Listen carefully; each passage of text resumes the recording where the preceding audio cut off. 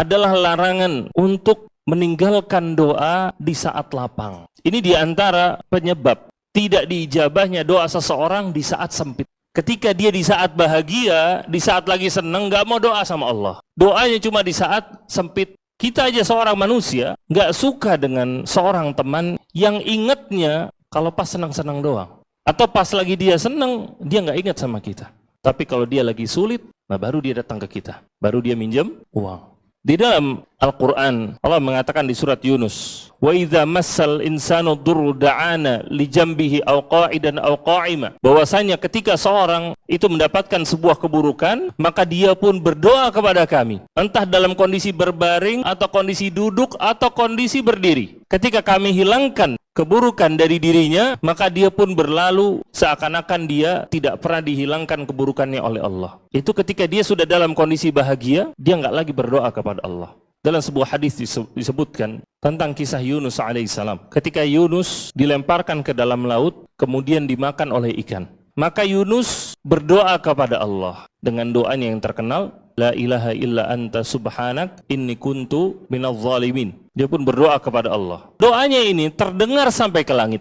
Lalu para malaikat, mereka saling ngobrol satu sama lain. Kata mereka, ini suara yang kita sudah kenal suara siapa. Tapi kok dari tempat yang aneh, tempatnya asing. Dari dalam laut maksudnya. Ada suaranya sering kita dengar.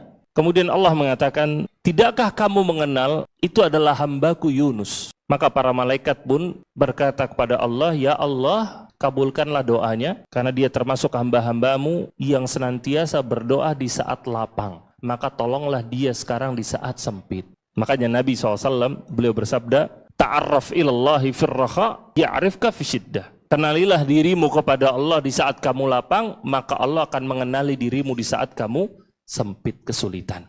Jangan ketika di saat lapang kita meninggalkan doa kepada Allah. Kita doa sama Allah. Di saat kehidupan kita tenang, kehidupan dalam keadaan atau badan kita dalam kondisi sehat, ekonomi kita pun alhamdulillah lancar, bisnis lancar, jangan kemudian kita meninggalkan doa. Disitulah kita berdoa kepada Allah, ya Allah, berikanlah keistiqomahan kepadaku. Ya Allah, lancarkanlah rizkiku. Ya Allah, cukupkanlah diriku dengan hal-hal yang halal. Ya Allah, jadikanlah hartaku ini jadi harta yang berkah. Tetap doa sama Allah. Jangan kemudian ketika bisnisnya sulit, doa tahajud.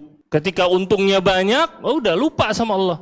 وَلَقَدْ يَسَّرْنَا الْقُرْآنَ لِلذِّكْرِ فَهَلْ مِن مُّدَّكِرٍ